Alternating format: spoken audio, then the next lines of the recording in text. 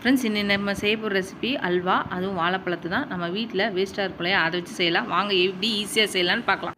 இப்போ நம்ம வாழைப்பழத்தை வச்சு நம்ம ஸ்வீட் செய்ய போகிறோம் இல்லையா, அதுக்கு ஒரு மிக்ஸி ஜார் எடுத்துக்கலாம். இப்போ இந்த வாழைப்பழத்தை எல்லாத்தையும் கட் பண்ணி போட்டுக்கலாம்.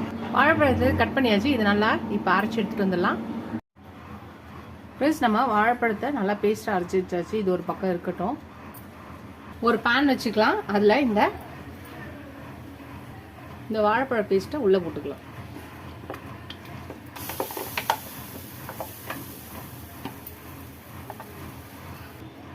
ஒரு ஸ்பூன் நெய் போட்டுக்கலாம். அப்பப்போ தேவைப்படும் போது நம்ம நெய் போட்டுக்கலாம். இப்போ இந்த நெய்யிலே இதை நம்ம ஒரு கிண்டிக்கலாம்.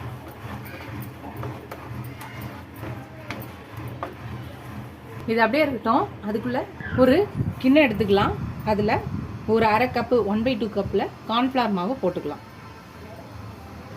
இப்போ இதில் தண்ணி ஊற்றி இதை நல்லா கரைச்சி வச்சுக்கலாம். கட்டிகள் இல்லாமல் நல்லா கரைச்சி வச்சுக்கலாம். இதுக்கு நான் ஒரு 3 கிளாஸ் தண்ணி எடுத்து வச்சுருக்கேன். அதில் கொஞ்சம் தண்ணி ஊற்றி இதை நம்ம கரைச்சி வச்சுக்கலாம். கரைச்சி வச்சாச்சு. இப்போ இதை இந்த கடாயில் ஊற்றிடலாம். பனானாவோட ஊற்றிடலாம். இப்போ மீதி இருக்க தண்ணியை நம்ம ஊற்றிக்கலாம். மொத்தம் நான் 3 கிளாஸ் தண்ணி ஊற்றிருக்கேன். இப்போ அதை நல்லா கிண்டிக்கலாம். சீக்கிரமாக கட்டி தட்ட ஆரம்பிச்சிருக்கோம் கார்ன்ஃப்ளவர் மாவு. இதனால் நல்லா கிண்டிக்கலாம். நல்லா திக்காக ஆரம்பிச்சிச்சு. இந்த நேரத்தில் நம்ம 1 கப்பு நாட்டு சக்கரை போட்டுக்கலாம். நீங்கள் வெள்ளைனாலும் போட்டுக்கலாம், இல்லை ஒயிட் சுகர்னாலும் போட்டுக்கலாம். எதுனாலும் நம்ம விருப்புக்கு மாதிரி இனிப்புக்கு சேர்த்துக்கலாம். நான் இன்னைக்கு நாட்டு சக்கரை தான் போட்டிருக்கேன். எல்லாத்தையும் நல்லா கிண்டிக்கலாம்.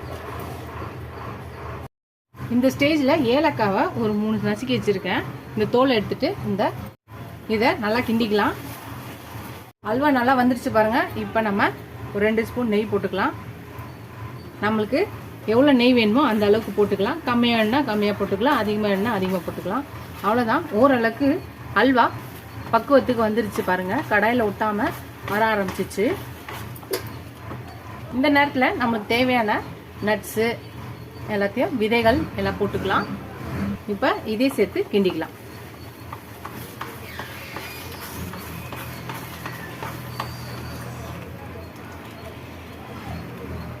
அவ்வளோதான், நம்மளோட அல்வா ரெடி ஆயிடுச்சு. இதை நீங்கள் இப்போ ஒரு இதில் மாற்றிக்கலாம்.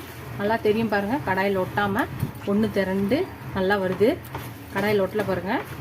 அவ்வளோதான், அடுப்பை நிறுத்திடலாம். ஒரு கிண்ணமோ ட்ரேவோ உள்ள நெய் தடவி வச்சுருக்கோம். நீங்கள் டிஃபன் பாக்ஸ் இருந்தால் கூட டிஃபன் பாக்ஸில் வச்சுக்கலாம்.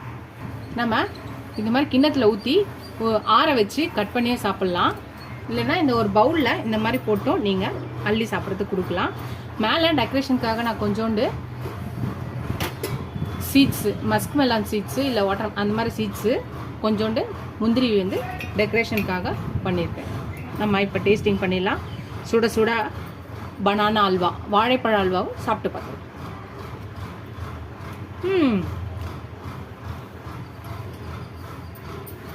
சூப்பராக இருக்குது. நீங்களும் இந்த வாழைப்பழ அல்வாவை ட்ரை பண்ணி பாருங்கள். ரொம்ப டக்குன்னு ஈஸியாக குயிக்காக.